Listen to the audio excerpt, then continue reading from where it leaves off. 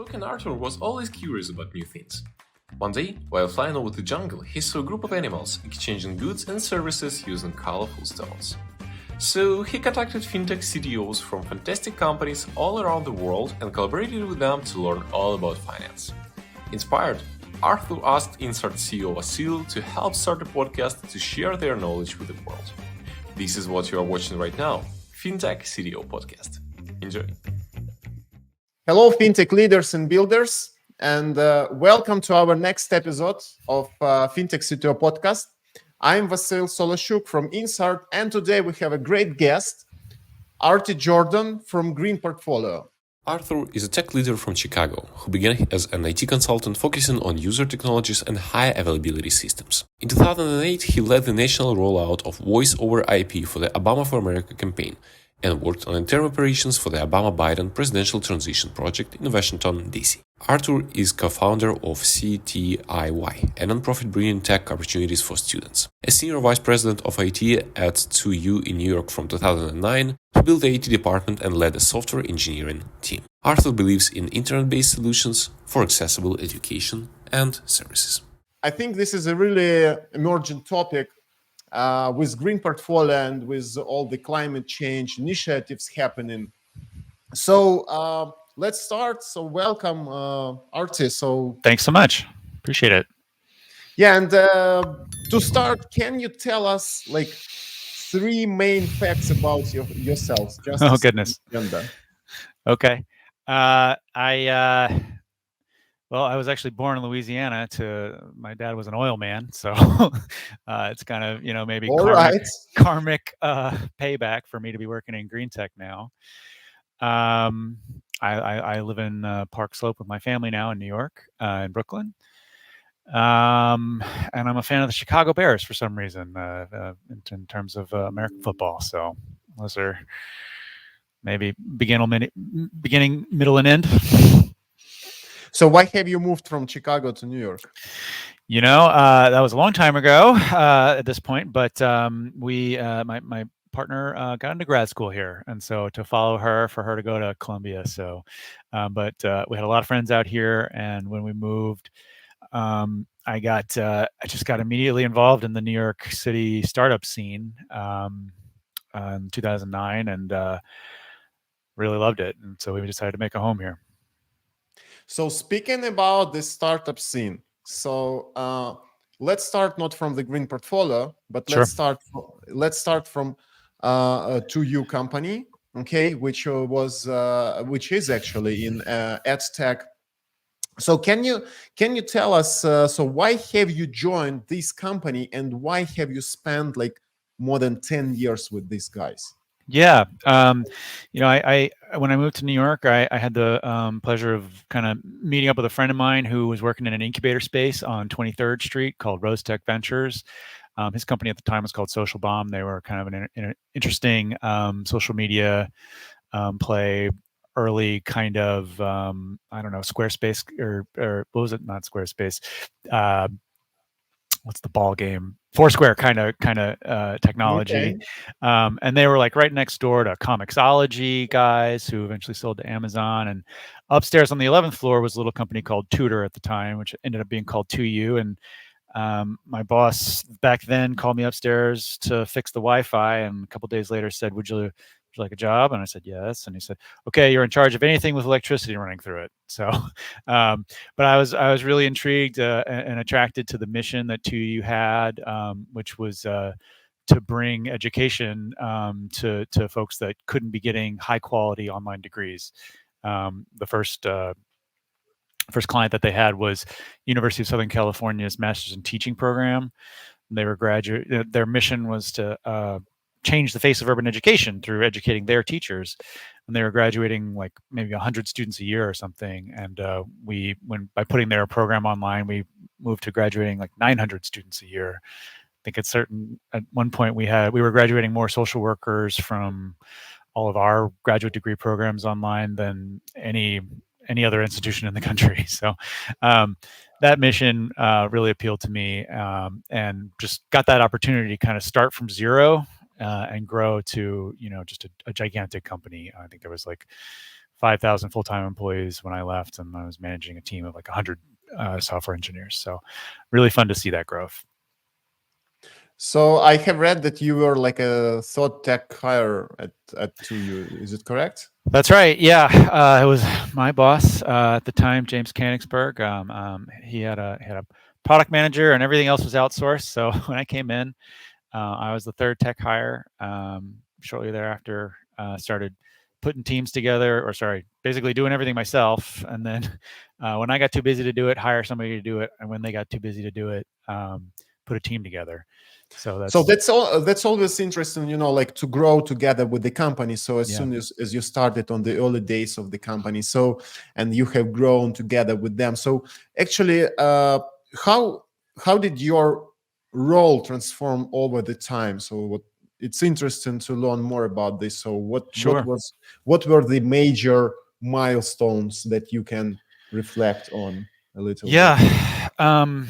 Originally it was kind of the milestones were by team. So it started out, if I'm in charge of anything electricity, that's running around a lot. And we had a pretty staff heavy organization, so I was doing a lot of IT stuff and a lot of back end server management, and taking the train down to our headquarters in the DC Beltway and running cables and duct taping over them.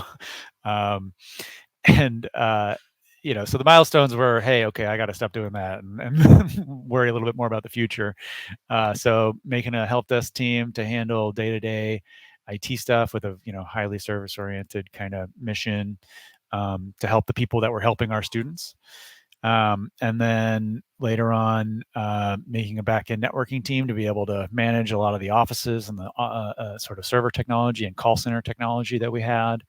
And then I needed to make a network operations team, a server operations team. At the time, DevOps was kind of coming into fashion, so call it a DevOps team to handle our server infrastructure. This was early days of Amazon Web Services and a lot of the hardware as a service stuff, but we were very early adopters. There basically wasn't an Amazon product in the early days that we didn't beta test and roll out as soon as they would give it to us.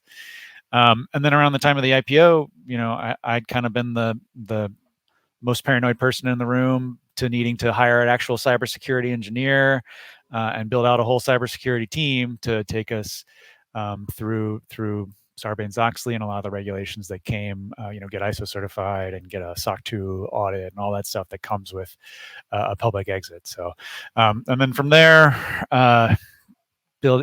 taking over and building out a CRM and enterprise systems team.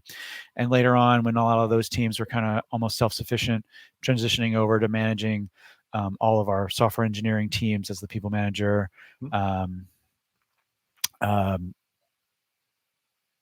Since I knew the architecture, knew all the people, and knew all the players. Okay. So look, you have actually worked for the pretty big company. So you ended up managing, like 100 people. So and now you work for the startup. So it looks like you decided, to shift your career to again to more entrepreneurial style. So can you tell us, so why have you decided, to move to the startup space again, but not to proceed like with large corporation? Sure. I've always been kind of connected, or not always, but for the last 15 years or so, I've been connected to New York City startup scene, going to meetups, learning about all the kind of new things that people do, especially in New York, where I think education technology is very big. Obviously, financial technology is very big. And increasingly kind of post IRA, the big investment in green technology last summer by the federal government, a lot of green technology is very big, and a lot of New York startups, and I guess being here for so long, I still think of some of the bigger companies as startups because they were startups when I met them, kind of thing, are focusing more on green initiatives and sustainability and things like that. So I was very inspired by a lot of that. And after the IRA, it seemed like there was just an explosion of ways to connect to startups that were particularly in green energy, green technology, green finance.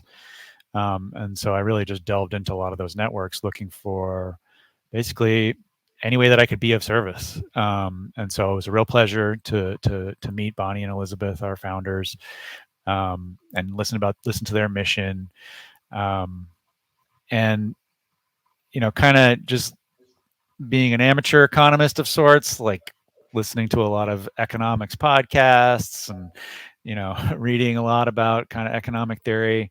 I just thought it was a real interesting opportunity to apply some of my latent interests with what some of my expertise was.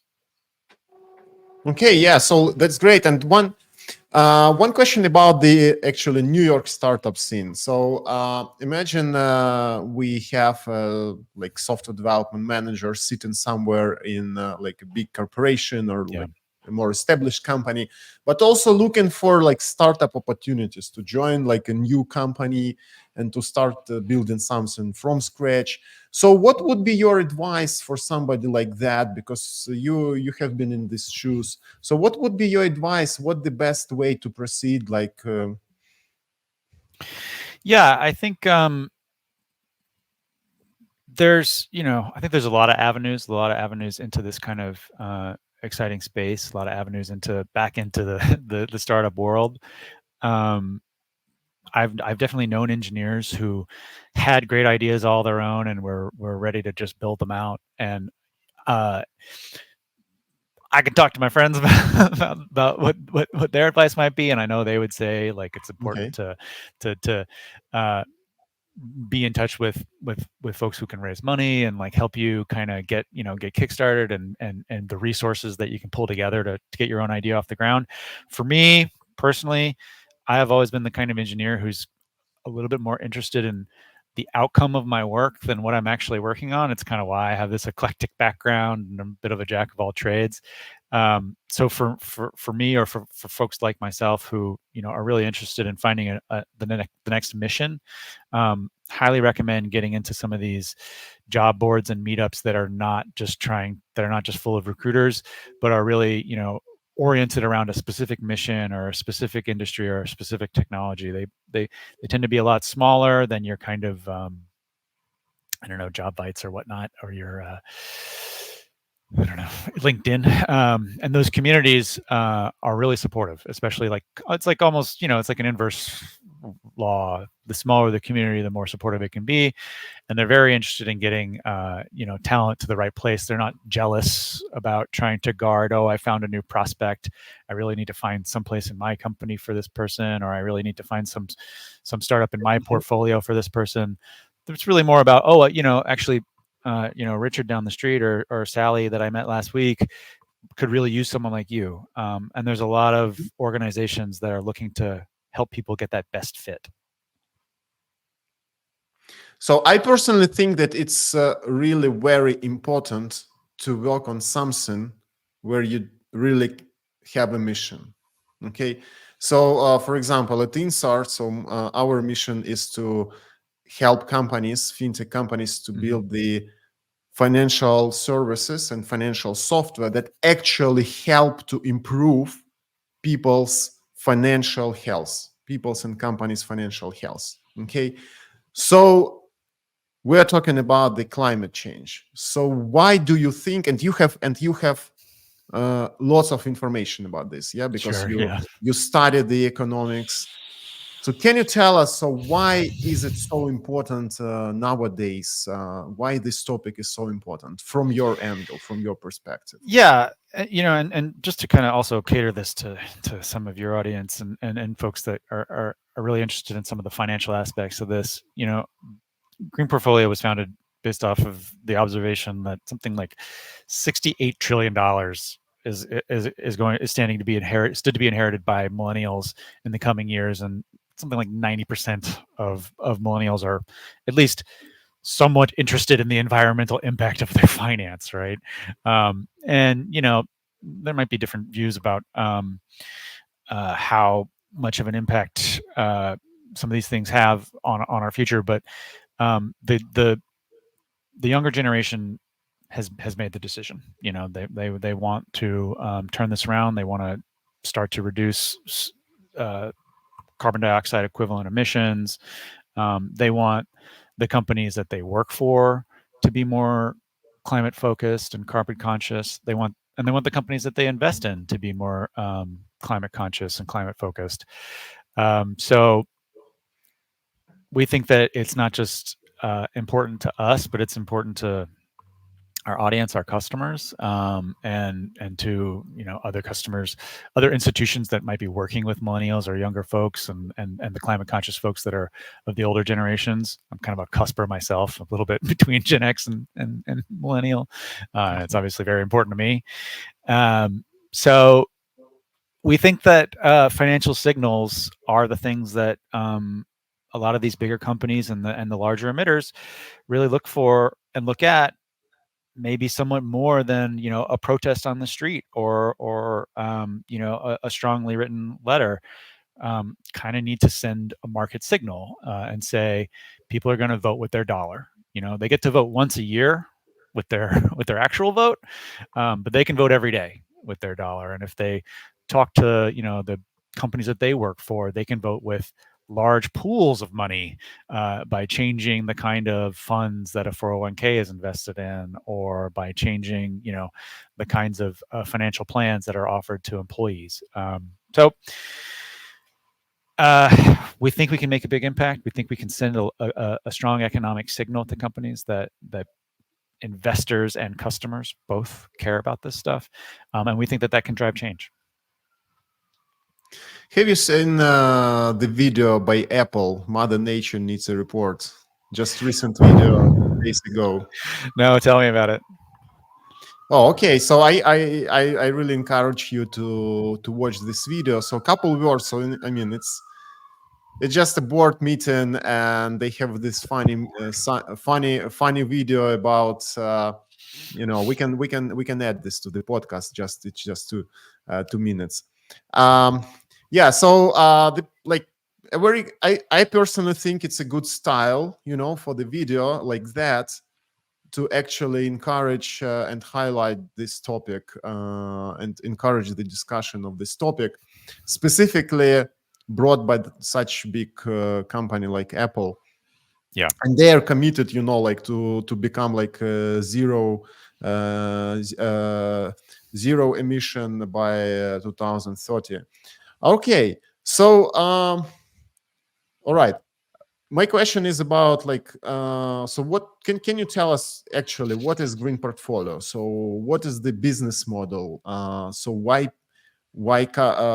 companies should actually start using this product? Yeah. So we the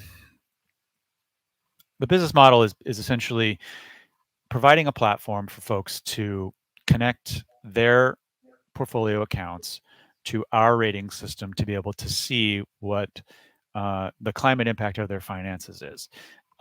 So our methodology for that is we take in something like 400 different data points about various companies, and we compute a score per company using artificial intelligence and machine learning models.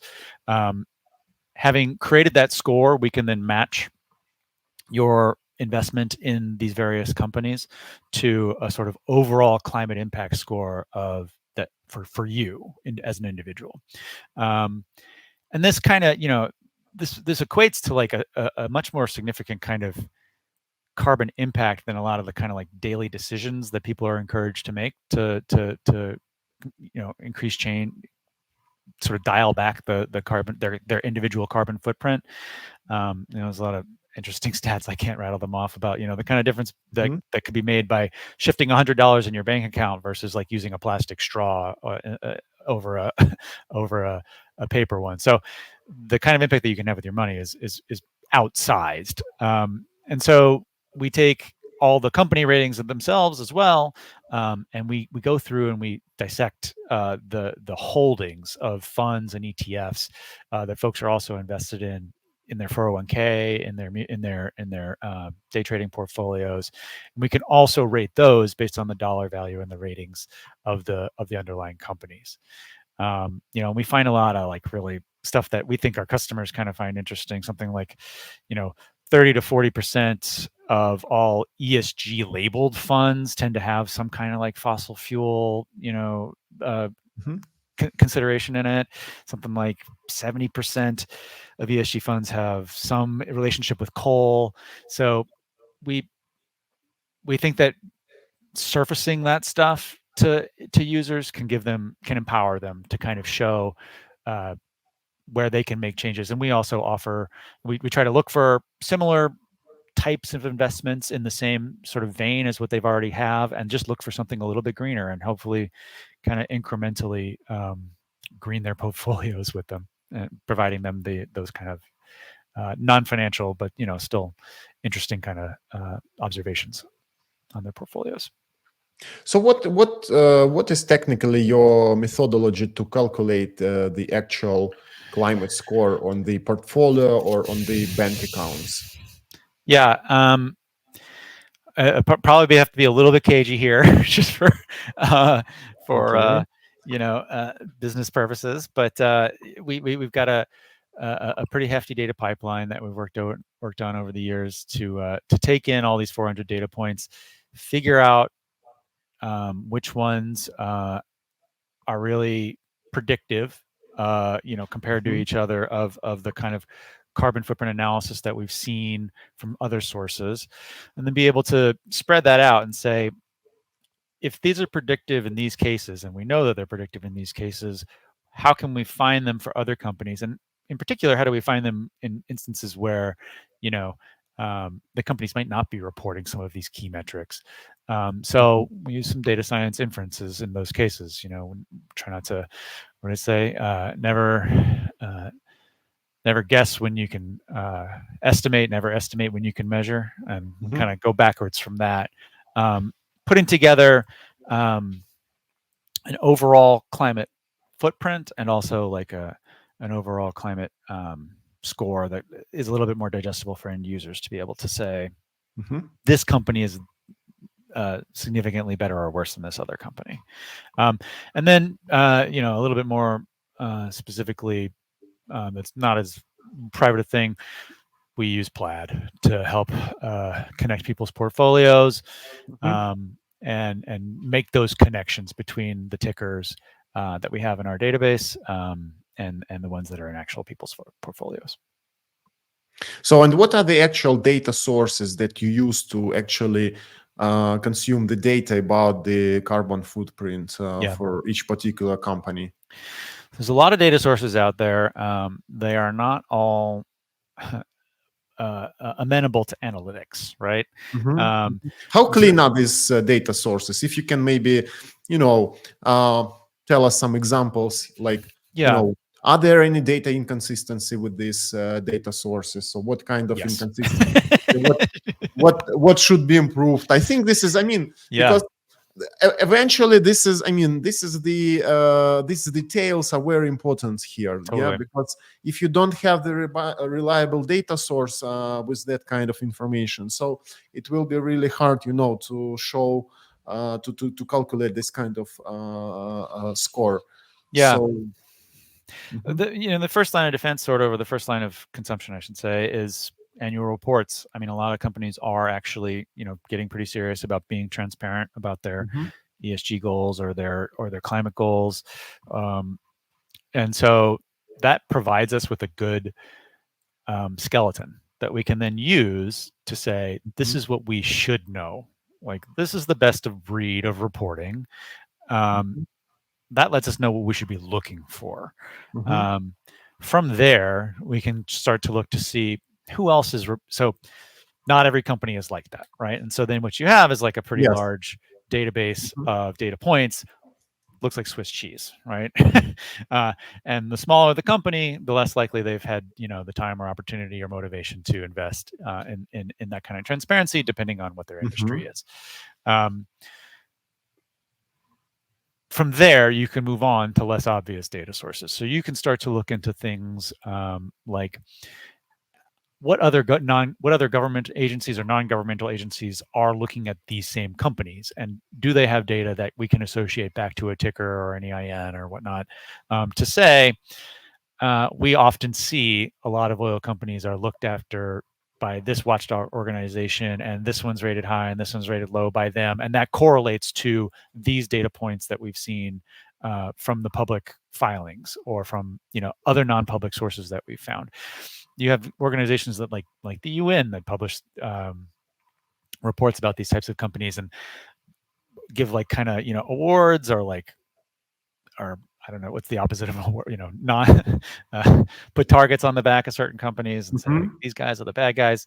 And you also get you can also correlate a lot of this stuff with a lot of the mandatory reporting that's starting to come out of other countries, like or other organizations like the European Union, where they've got stronger data standards, and almost like with some of the data privacy stuff, we can kind of piggyback off of some of the work that they're doing and use that to double check, or even as a primary source for companies that also do business in America, or that are even based here.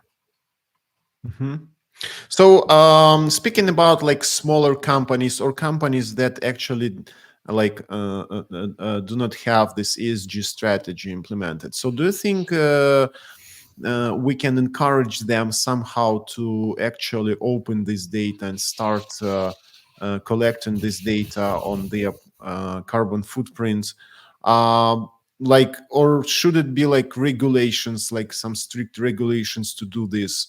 Or should be like more encouraging agenda rather than like compliance and regulation? So what's your opinion on that? Yeah, wish in one hand, right? I think there's definitely more room for more regulation around transparency in particular, right? We've still got a lot of ways to go to about deciding as a society maybe that we're going to force these companies to make better choices. But even before we kind of come to those political agreements, maybe we can at least agree that we should have more transparency. So I could definitely see. I mean, I've gone through the sort of public exit situation, and I've had to learn more than I ever wanted to know about Sarbanes-Oxley, and that kind of reporting of finances can give you a pretty good picture of your carbon impact, depending on which industry your company is in, because a lot of your impact is in your like scope 2 emissions or your scope 3 emissions, where you might be just running an office, but for 10 people, so your scope 1 footprint is very low. But if you've got an AWS bill or a Google Cloud Compute bill that's $400 million, that's your carbon footprint right there. We can measure that because we can say those $400 million went to a company whose carbon intensity is X, and multiply the two together. You've got pretty good accounting. And I'm not bad mouthing any of these cloud computing companies. They have very efficient usage of energy for the most part, but intensity also matters. Okay, so look, you're still on the like early stages of the startup, and at this stage, the company and the team like should be very focused on how to prioritize things and how to spend the like limited resources that you have. So for GreenPortfolio, so what is the major focus right now? So what you're trying to achieve during the next several months, maybe like 6 to 12 months period of time? Yeah.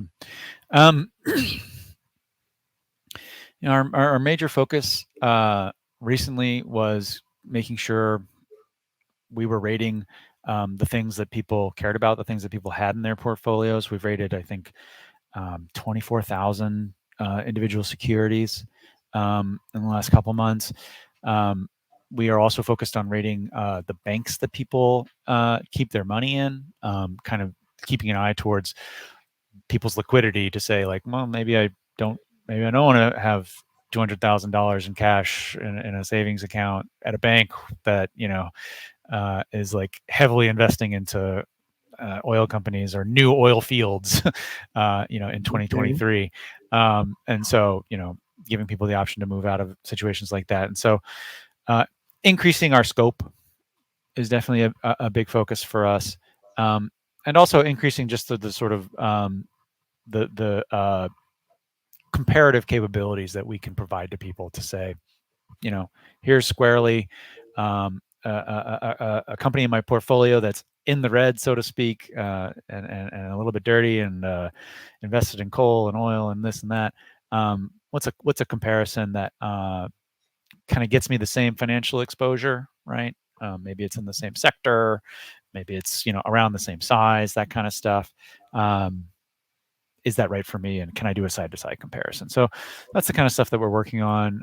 Also working on always getting more data sources to check and double check and triple check our accuracy, improve the model, improve the machine learning performance for our data sets, and make it increasingly robust. What else are we working on? and then getting the word out, because we think that this is something that a lot of people want. We get rave reviews from the customers that we have reached. We continue to scour the market, looking to make sure we're kind of ahead of this still, and we're not duplicating somebody else's effort. Like it's still bizarre to us that this is kind of a hole in the market for people, but it's also kind of clear to us that millennials and even younger people in particular are like not using Mint or some of the old classical kind of financial management technologies. They really want another view, another outlook on their finances than they were getting in the past. So how big is the current software development team that you have in the company? Let's see. Well, we've got about 3 data scientists right now. And then we've got an outsourced group for our front end development, and then me. I've written a surprising amount of code this year. Maybe we count ChatGPT as our as our 6th developer or whatnot. But all right. And I've also kind of just roped in some friends here and there to join the GitHub and pitch in. When you tell people, when you have a good mission and you reach out to people, if they're bored, they'll help you out. So it's another sort of bit of advice for folks. So actually, why I'm asking, what is the size of the team and who are these guys? So again, on the early stage, it can be a little bit hard to convince people to join the team, to join the new company. So what would be your advice? What would be your best practices to encourage engineers like data scientists, software engineers to join the startup on the early days? Yeah. I've kind of been faced with this challenge since the education technology days. It's I really encourage people to look for mission-driven engineers. It's the easiest way to hire people. You hire some of the best people in the world. You hire people who are extremely motivated. You hire people who are more interested in the mission than the tools that they're using. That will not be as kind of proprietary about what they're working on, and will be more interested in doing what it takes to delight users, to fix the climate, to educate people, whatever your kind of mission is. Some people get really excited about just the kind of interesting problems in finance. Like those are also the kind of mission-driven people. Their mission is their curiosity in a way, right? But looking for that first, and then looking for the skill sets second. I mean, the skill set parity is basically like leveling up to your chin nowadays. It used to be if you thought, well, I'm on this LAMP stack and I gotta go find somebody who knows PHP, and like, gosh, I can't find a PHP developer. Like that's all gone. Translating syntax is basically gonna not be a problem in like 6 months. It's already basically not a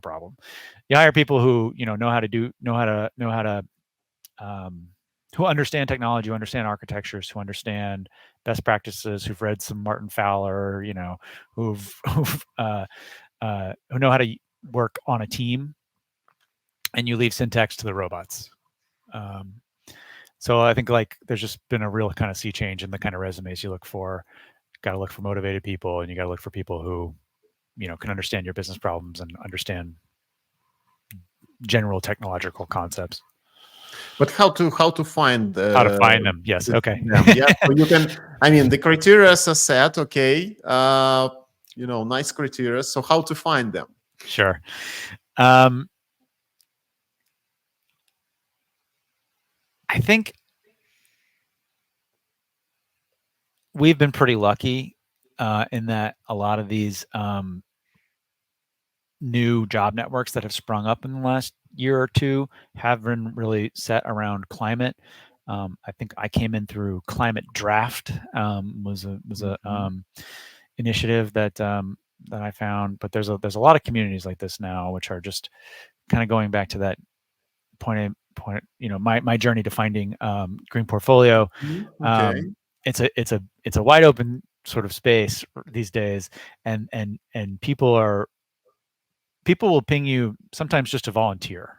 That's something that's happened with us. We've had folks who we've run into either at climate meetups or climate tech meetups or finance meetups, who will come up to us and say, I just want to get my foot in the door. I want to change my career. I'm tired of working for the bad guys. Maybe.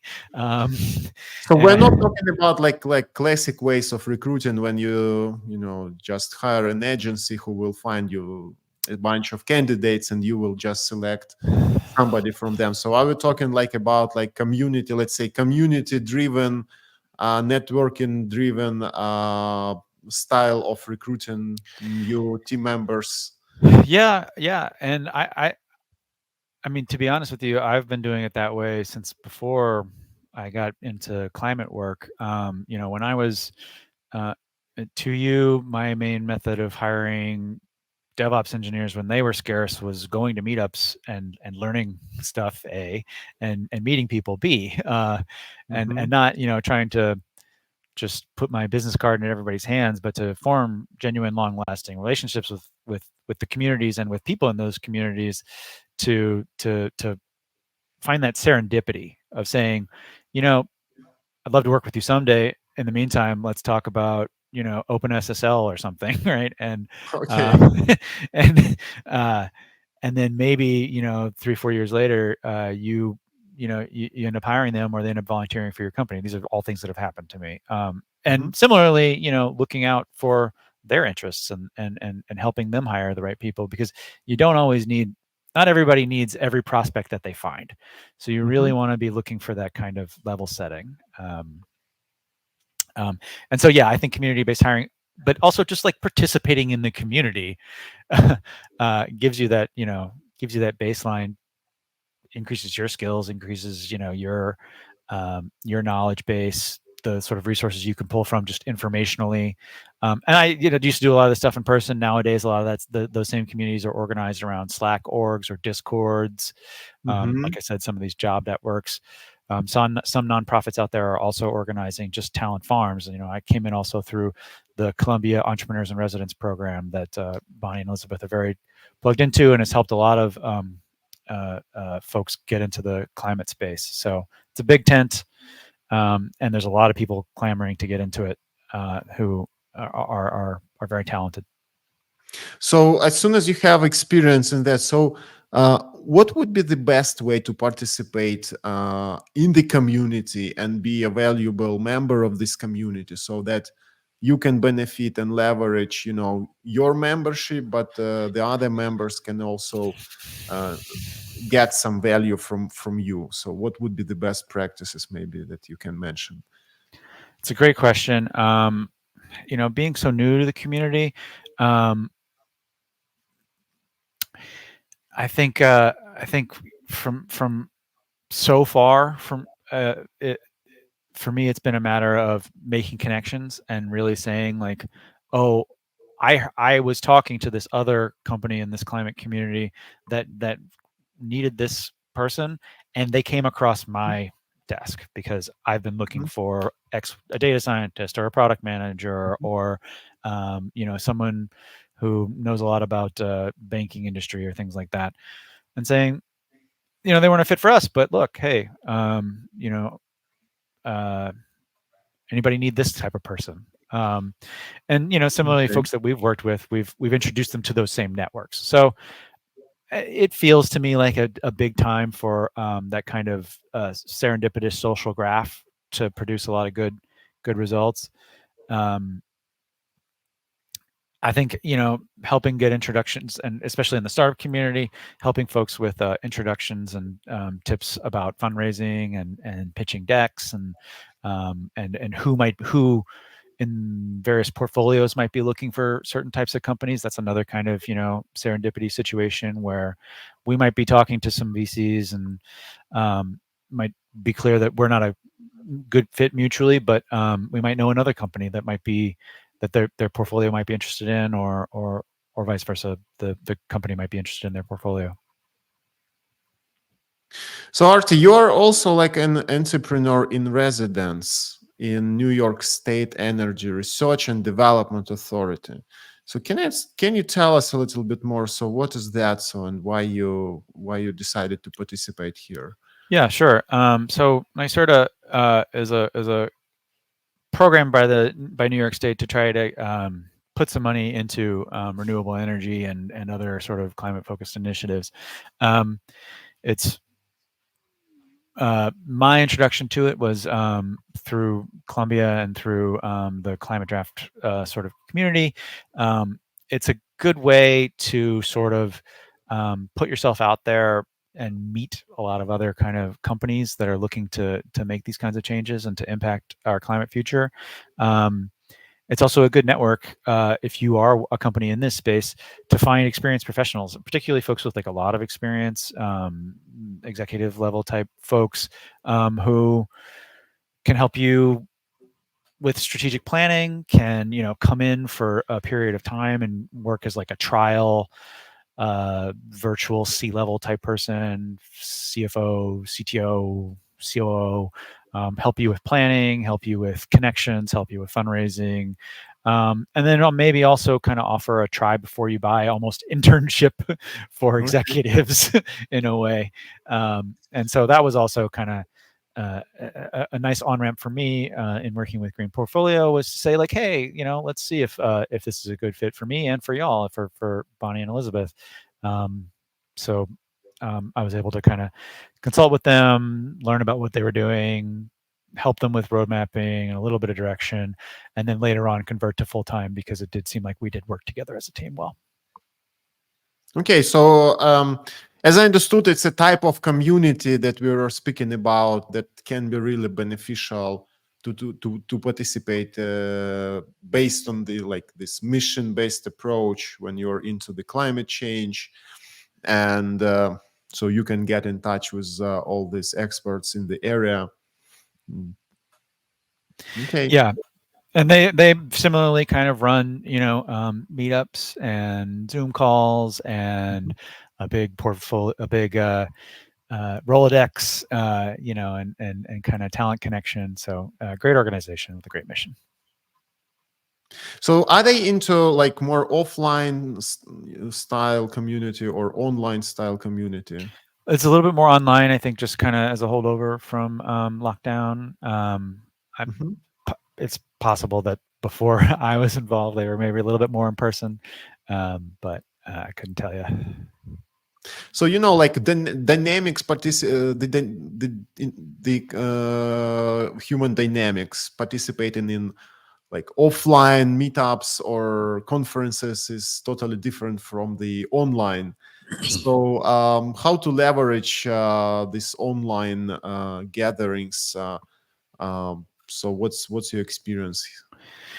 Yeah, I mean, I miss the halcyon days of meetup.com and Etsy's Yes. Coda Craft meetups, Coda's Craft meetups, in these wonderful offices.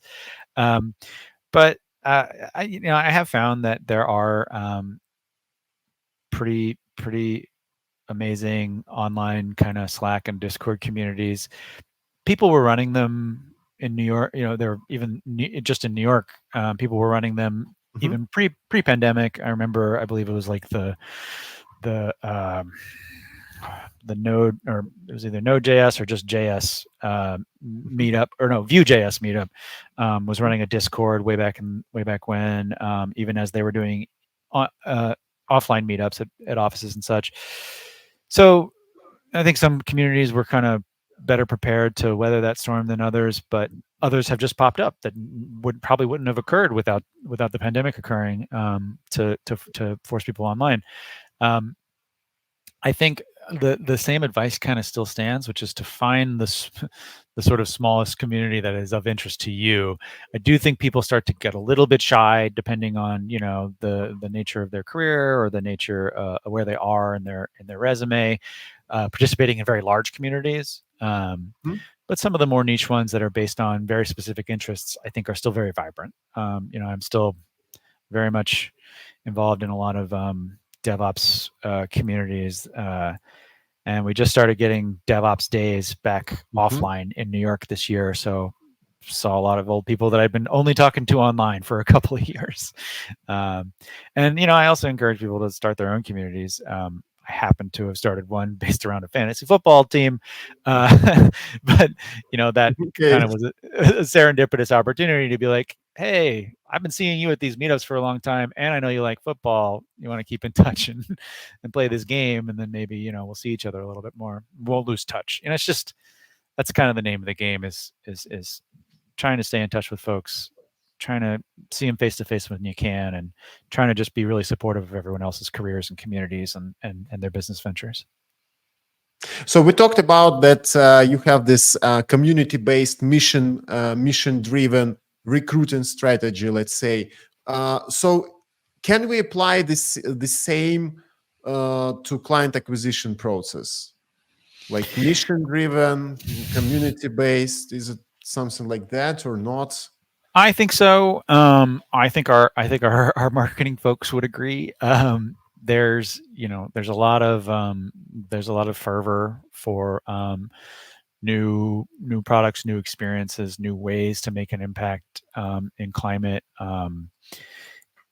And so that extends definitely to customers and customer acquisition. We participate in a lot of larger Slack organizations.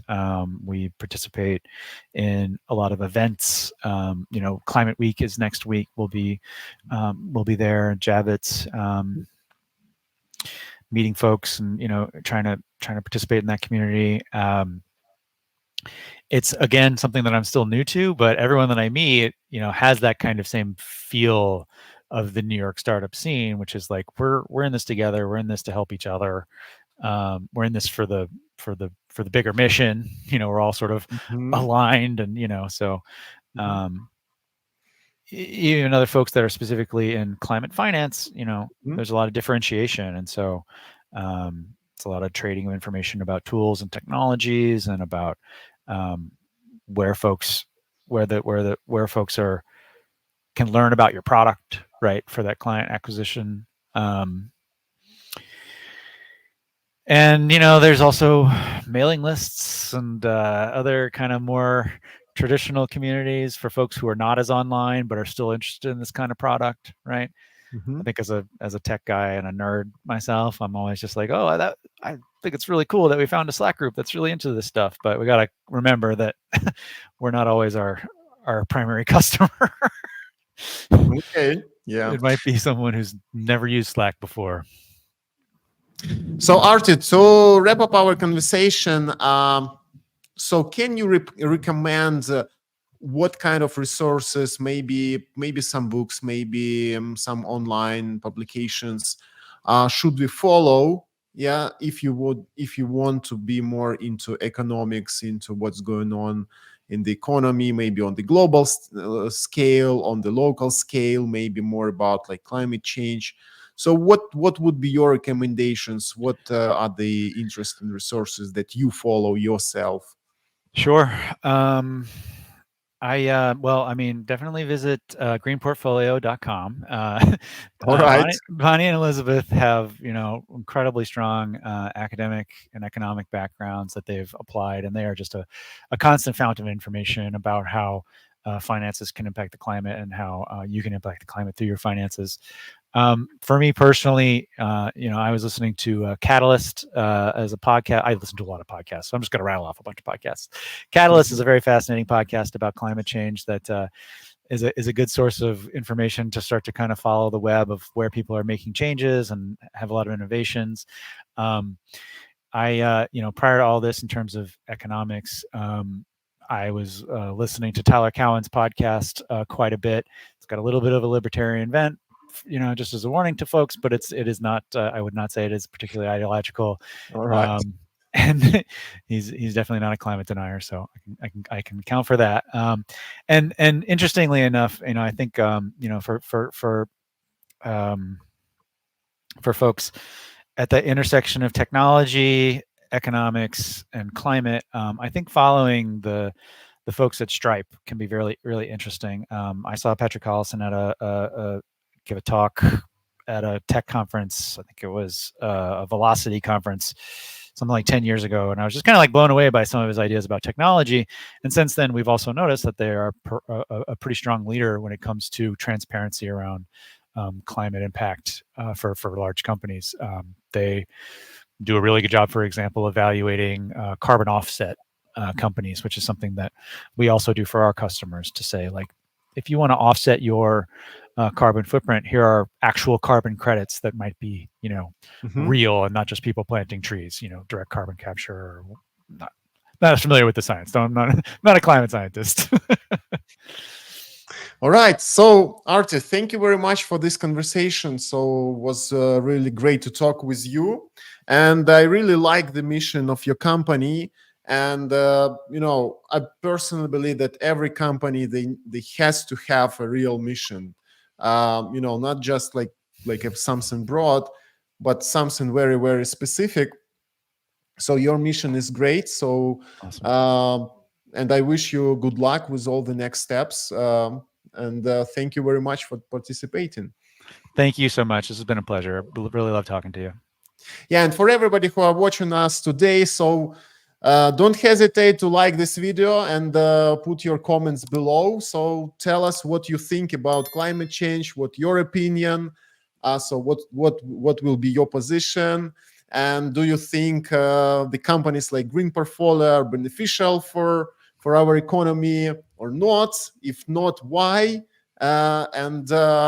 So thank you for watching us today. So it was me, Vasil Soloshuk from Insight, and Artie Jordan from GreenPortfolio.